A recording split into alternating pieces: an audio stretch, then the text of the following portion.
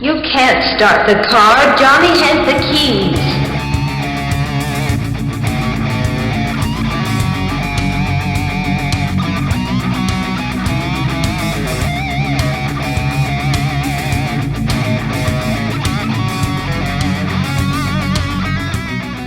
My speed test was 8. My download speed was 8. Oh, yeah. That's a little less than it should be. Yeah. Well, and you're frozen right now.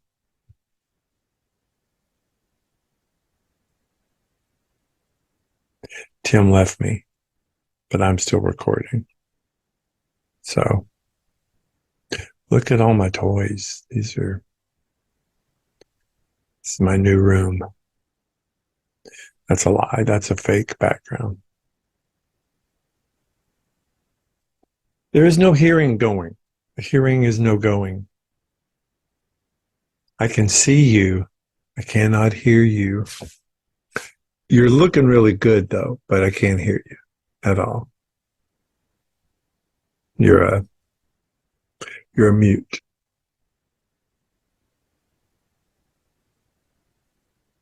This is fucked up, man. This is fucked up. I don't have any of my stuff. There you are. Okay, I'm getting rid of this fucking burp.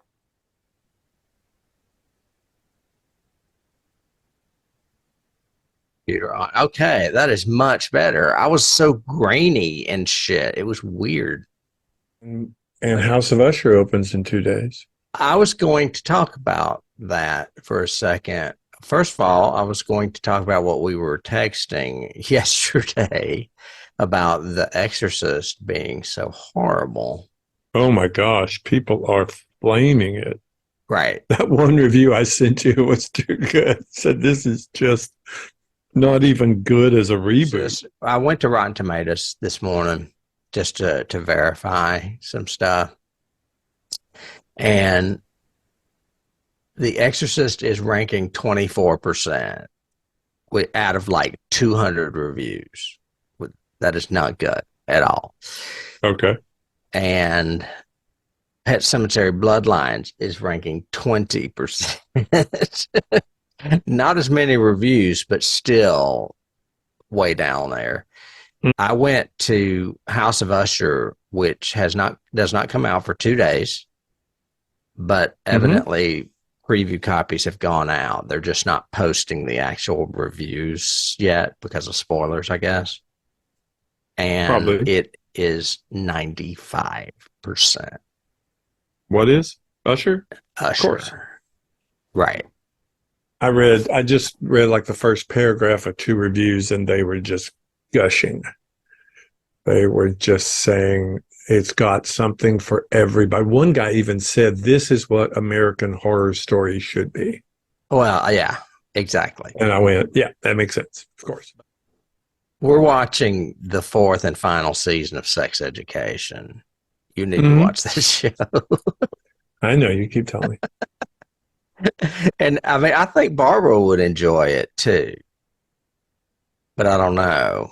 I mean, is she up on all the hip stuff with non-binary and transgender and stuff?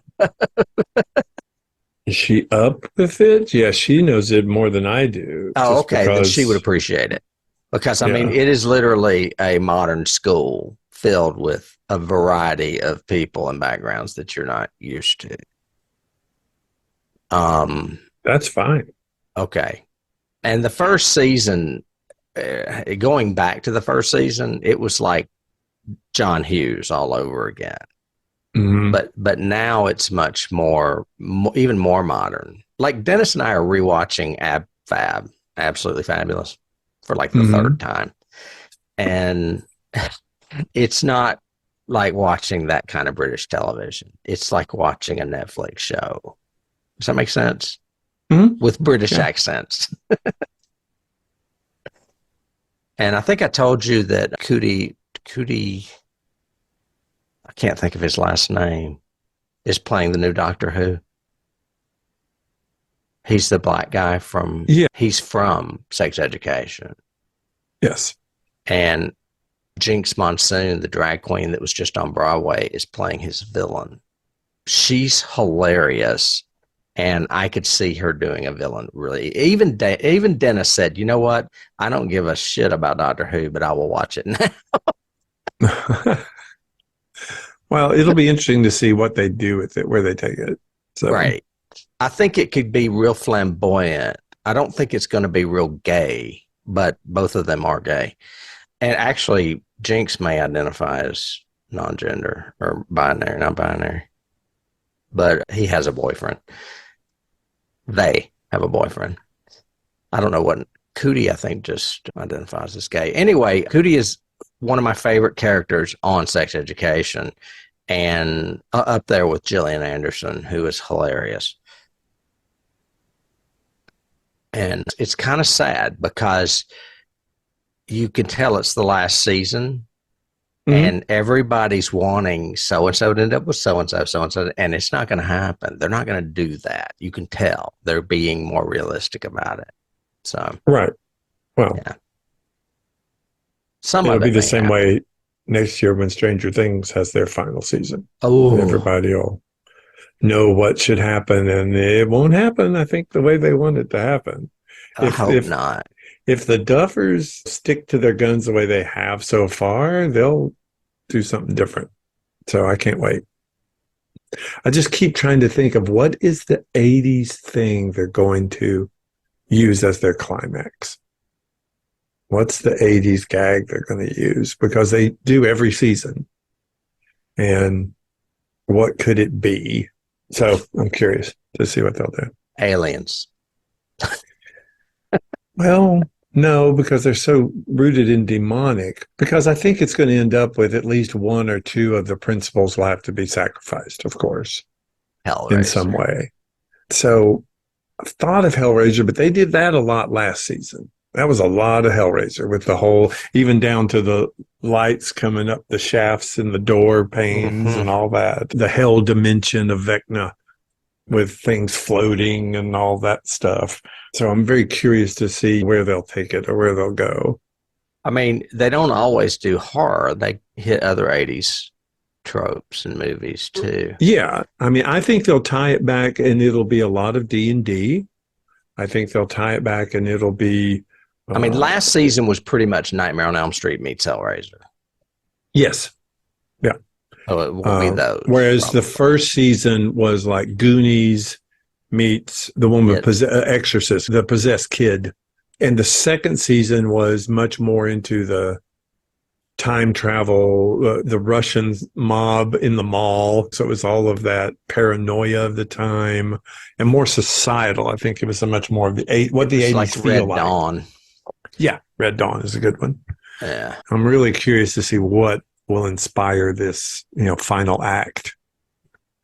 Because it'll be 11 against Vecna with what's her name, the redhead coming to the rescue, I think. So redhead? Yeah, the one that's in the coma now. Because I think why can't I remember? Yeah, you remember the one that floated last year that was the big deal. She was okay. I guess she's redheaded. Yeah, I don't really think of her. Yeah. Max. Max is her name. Yeah. And she's in a coma now, but she'll probably end up having abilities because she's been to the upside down and everything. So we'll see. Yeah, I'm curious about that. I'm curious too. There are a lot of fucking horror movies on now that came out last year. Or actually, that came out this year. We're in the future. I forgot. The Boogeyman has already landed on Hulu. Everything has landed that I want to see, except for Talk to Me, which you still have to rent. It won't be long though, because I just saw I wouldn't think so. I saw a bunch of push on it on Facebook this past week, so I'm sure they're going to start pushing it. Max, and I won't have it. No, I wouldn't be surprised if they shutter it. I mean, because it would be good for that entire audience. Shudder has a lot of new stuff, and it's unknown stuff, and it all ranks really high. So I've got some shuddering to do. As you do. There's something called Schools Out that I've never heard of that's getting like 100. And there's something called The Influencer, which is getting like 90 something. And I mean, I'm sure they're imports from Australia or England or somewhere. Yeah, sure. Yeah. So, but that's what I've been doing. And watching the British Bake Off. And Well, that's Dennis, but I watch it with him. 3, 2, 1. Mm-hmm. So we have like 60 episodes there, plus about 20 episodes of 2 seasons of the X-Files.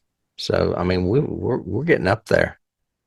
Where we have, wow, I'm by myself. I am by myself. Well, folks, it looks like the stuff got David. The stuff got him. He just vanished and disappeared. So, what am I supposed to say? 2 to beam up? Oh, no, that's the other one. You're supposed to say until next time. Well, it's, hey Tim, until next time. I don't know. I'm just fucking with you.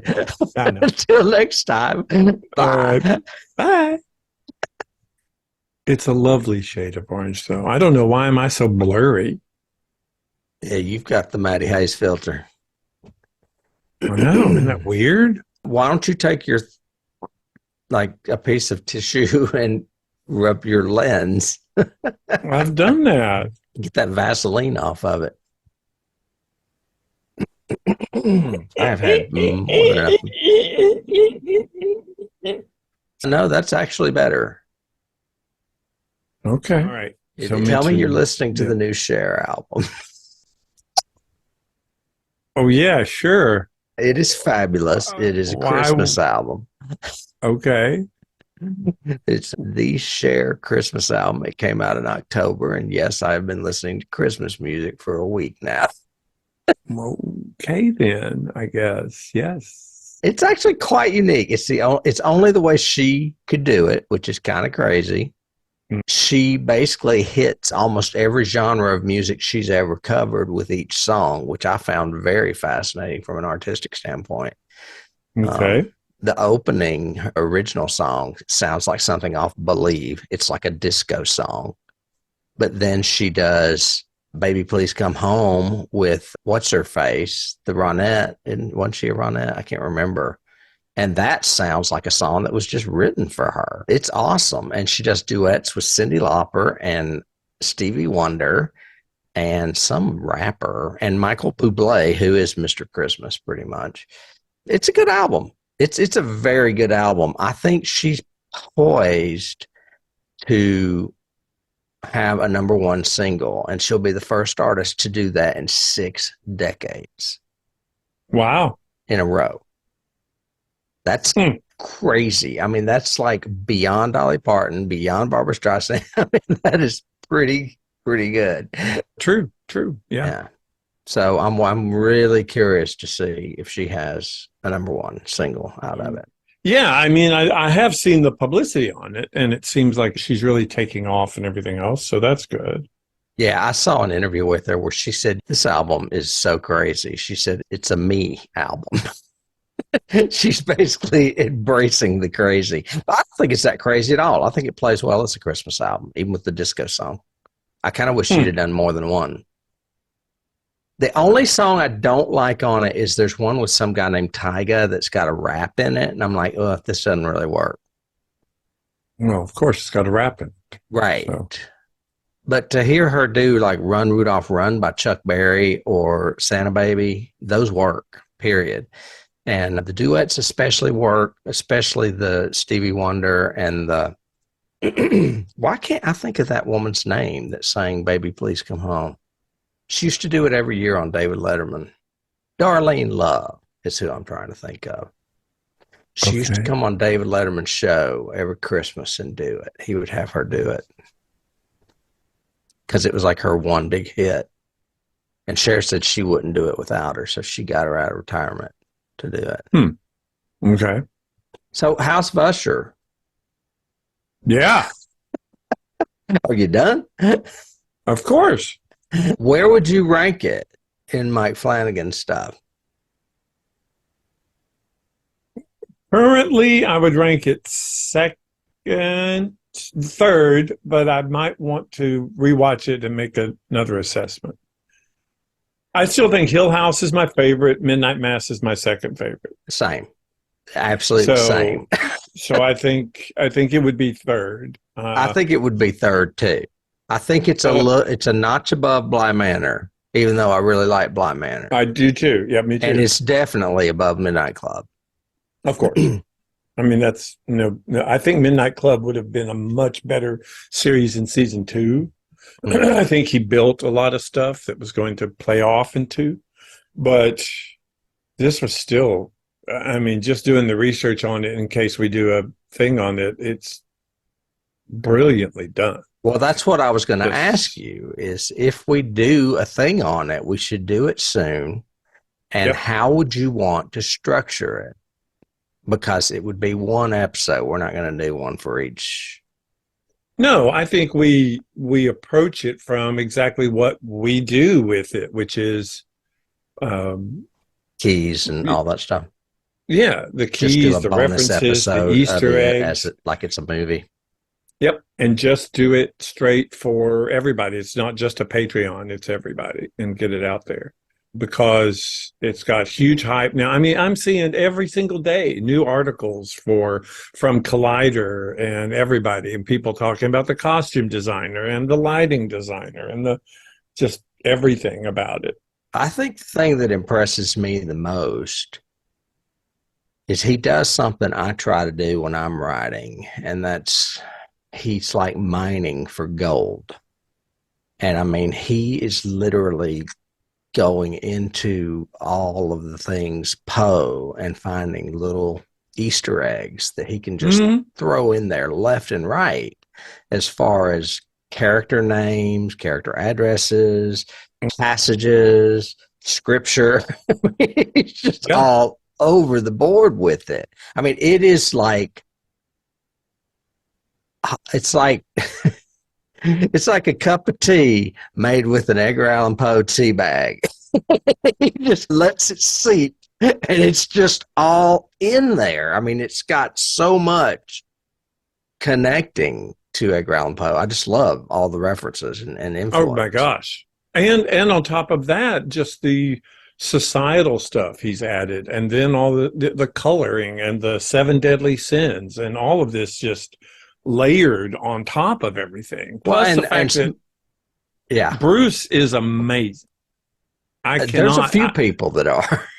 I kept trying to picture Langella in the part and going, it would have been so much darker and almost like watching a Christopher Lee version of it. Yeah, I could see that. And seeing, of course, we're talking about all the stuff we're going to talk about when we do this. I know. But Greenwald was just... Frank Langella does look more like Zach What's-His-Face. I could see Zach being a young Frank Langella more than a young Bruce Greenwood. Of course. Easily. You could tell it was originally cast with that purpose. And, of course, things happened. But then I've shown like 4 different people. I've shown that Lemonade speech too.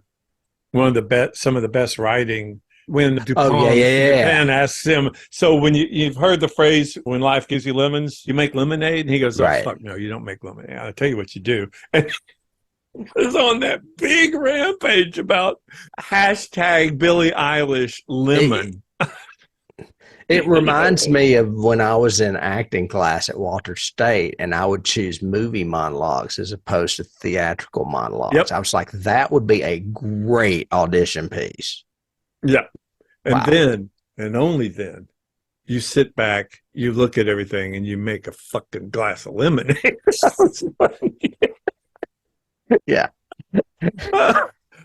That one, then hers. Damn, her last one in that last episode, when she talks about all of society and everything else, about 63% of the drugs in this country go to keeping flaccid penises up. Yeah. And it's like, that's just more layering as far as you were saying, societal. It's all the commentary on the prescription drug industry is so relevant. And it's like how much juice can you put in this to make it interesting? I mean, it is beyond a fascinating piece of work. I will say the only thing that terrifies me after watching the whole thing was, okay, he is really good. He's established his niche. He's great at this. What if he wants to contemporize the Dark Tower and change stuff? That would really probably bother me.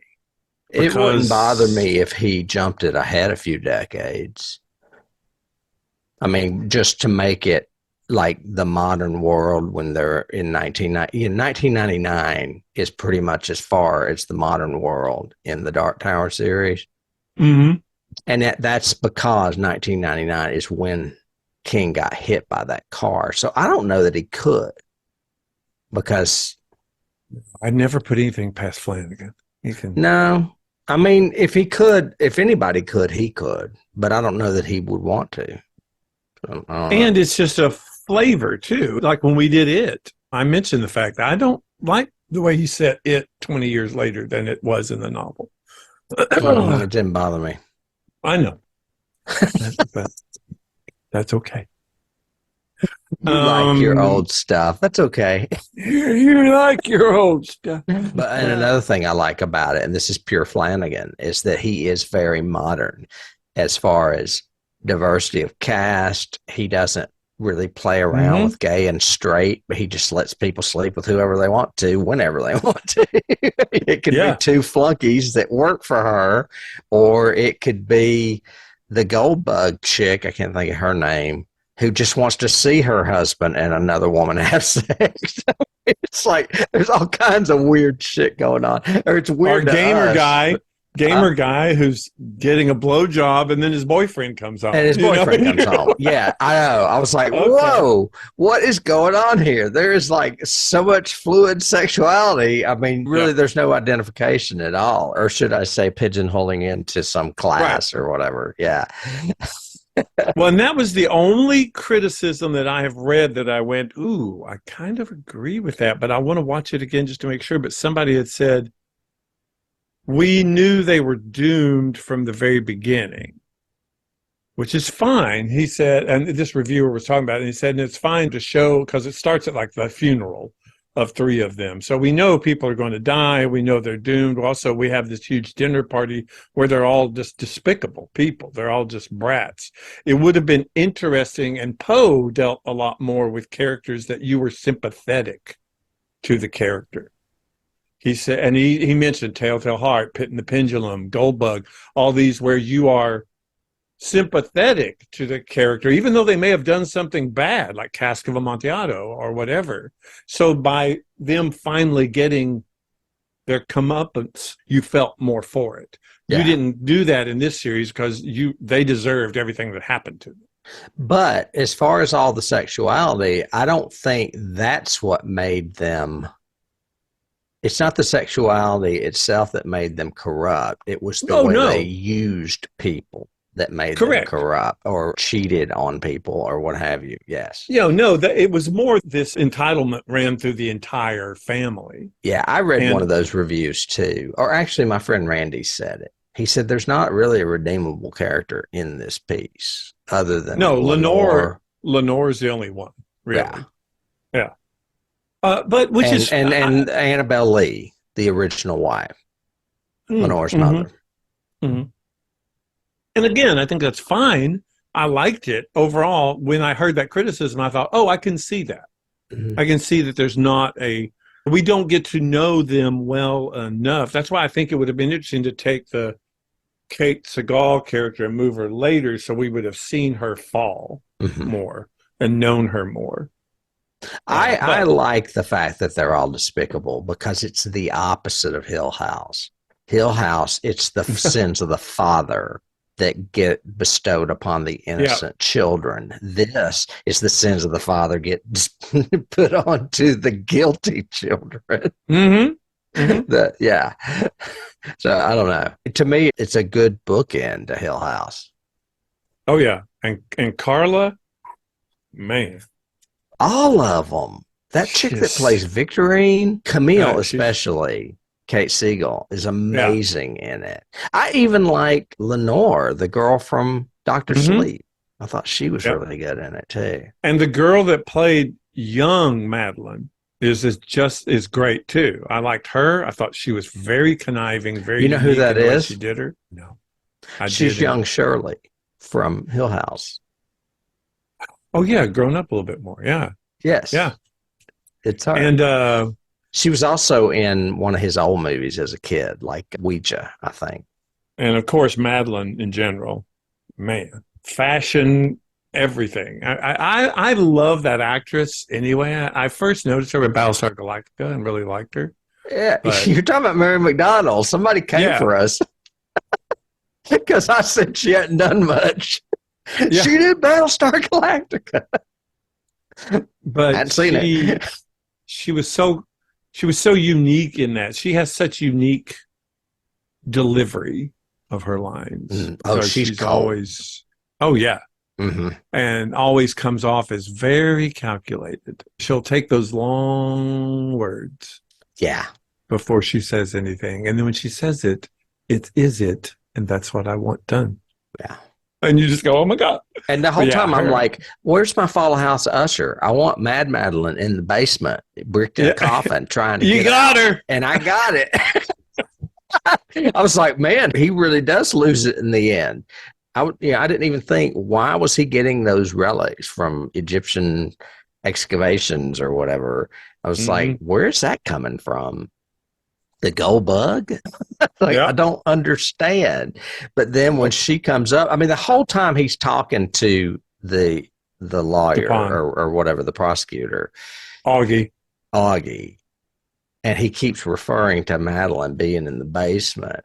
I kept thinking of my book. I was like, oh my God, this is Will and that guy and his wife's in the basement. Yep. I got the same thing. I did. Yeah, this is weird. I was like, I wrote this. This is strange. Watching this. Her down there. Yeah. Wow. I guess we should shut up. We should. I was trying to send you the trailer. Oh, well. Or something I had no idea was coming in November, but a new season of Fargo. Yeah. It looks great. The trailer is awesome. And it has John Hamm and Jennifer Jason Leigh in it. Wow. Okay. Yeah. And Jennifer Jason Leigh has nailed that Midwestern accent for sure, as you can imagine. Oh, well, definitely. And the reason I saw it, and you're going to laugh when I tell you this, is because I was on IMDb looking up Dan Curtis stuff. Check. 1, 2. And I saw a man in a hot tub with nipple piercings. And I was like, who is that? And it was John Hamm. I was like, fuck, that's interesting. Dan Curtis's new image. Yeah. It's like, wow. And then when I saw Fargo, Noah Hawley, I was like, holy shit, I had no idea. Okay. So apparently he took a break from that Alien series and did another Fargo. What Alien series is he doing?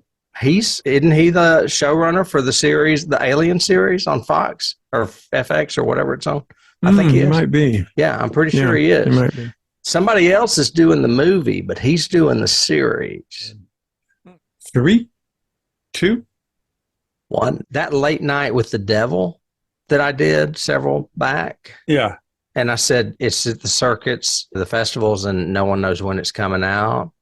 I've had 2 people reach out to me since then saying, have you found out anything about this movie? I can't find it. And I'm like, no, I keep looking. And then like 3 days ago, a distributor picked it up and it's going to go to theaters before it hits Shudder. Stephen King is already raving about it. Stephen King has seen a screener of it.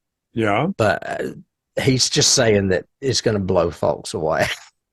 And that's why everybody wants to know where this movie is. I started reading about it over a year ago. That's how long it's taken them. But I think it's because they wanted that slow burn of like festivals and stuff. Yeah, makes sense. Yeah. And that David Dastmalchian is in it, if I'm pronouncing that right.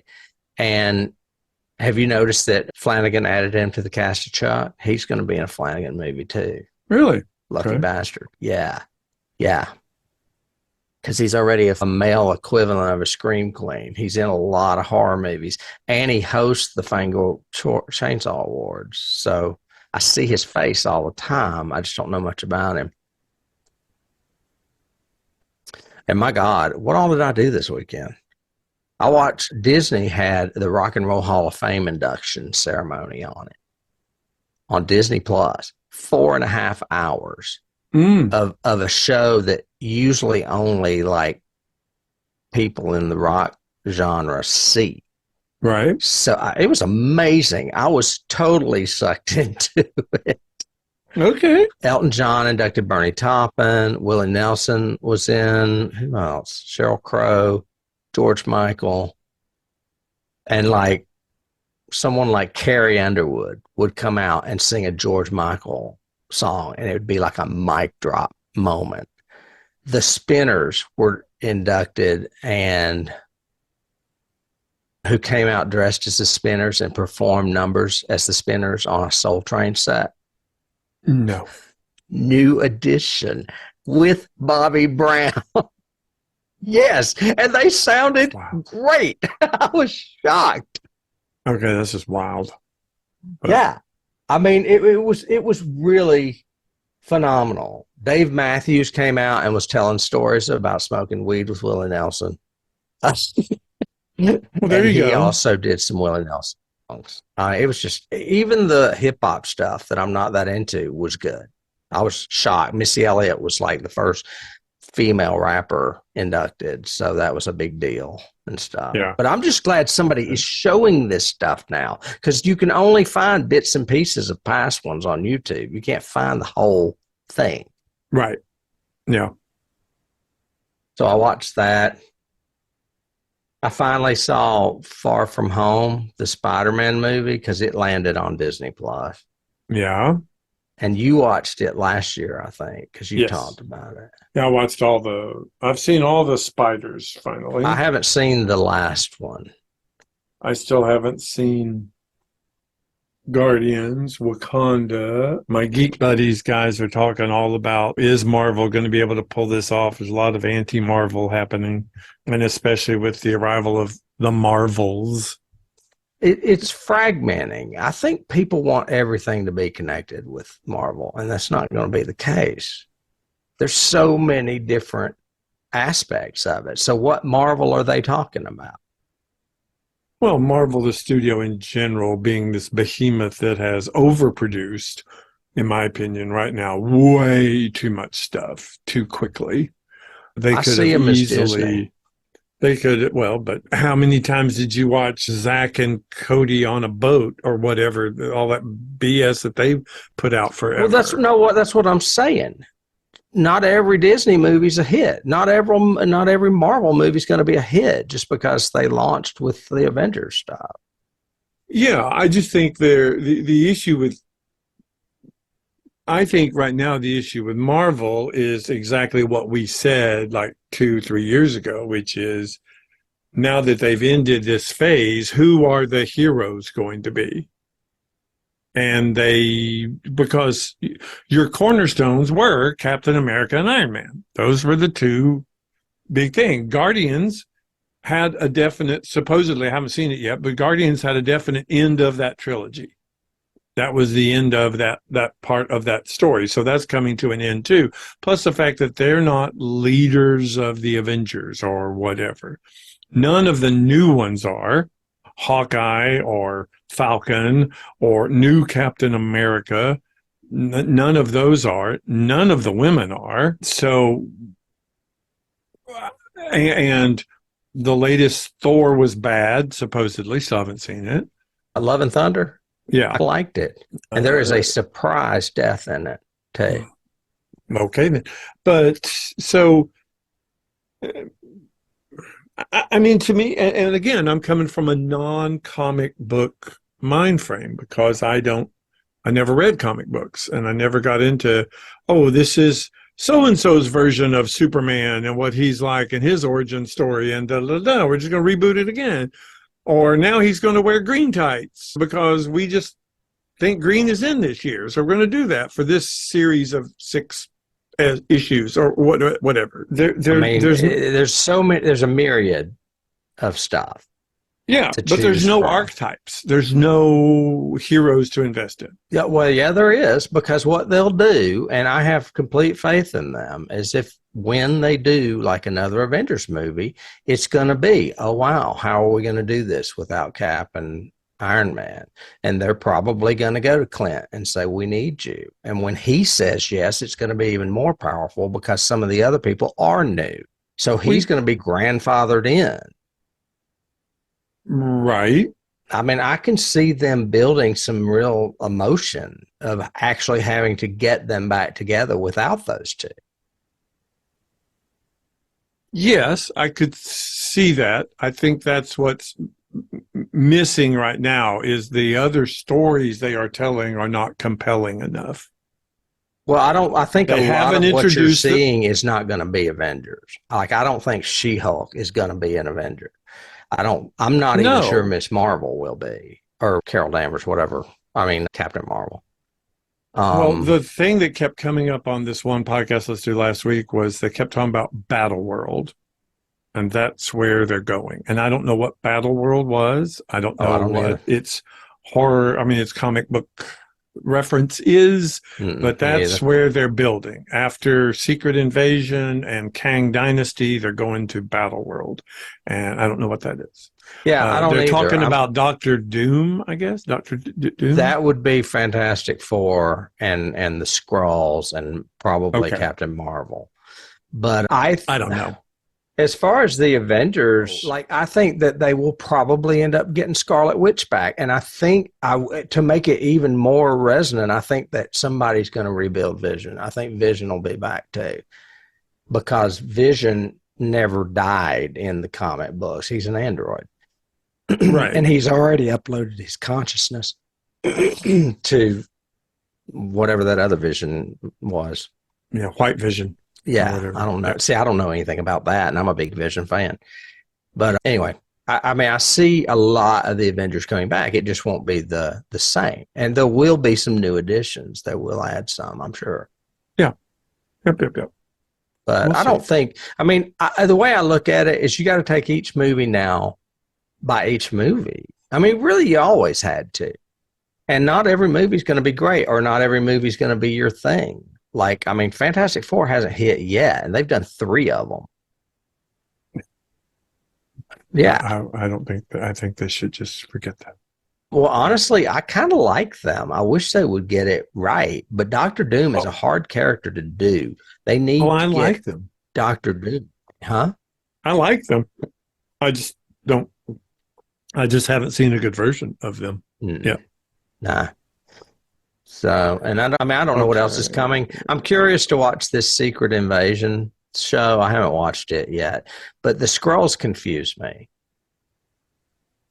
Well, and again, it's just me in the storytelling realm, but the Skrulls present another problem because it's like watching Loki. Not only do you have a multiverse and infinite variants of you, the Skrulls can be anybody. So now you've suddenly got shapeshifters that I don't know who to trust. I don't know who's who. I don't know what's what. I don't know who's good, who's bad. Because there's good Skrulls and bad Skrulls too. It's not like all the Skrulls are bad.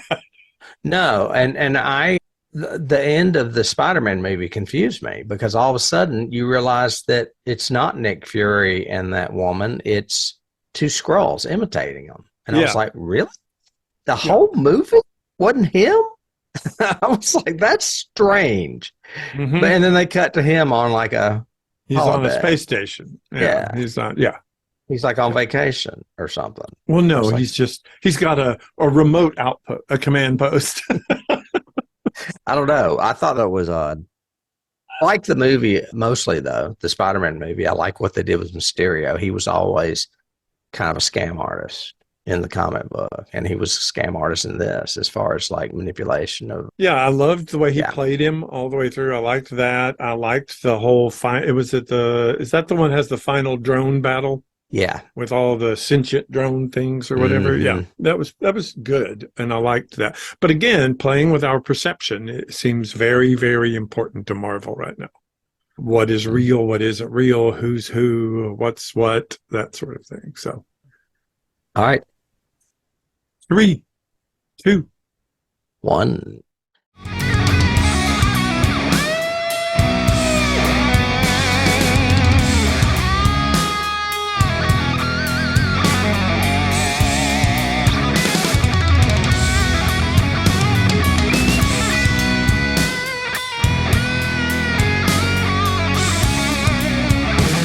You can't start the car. Johnny has the keys.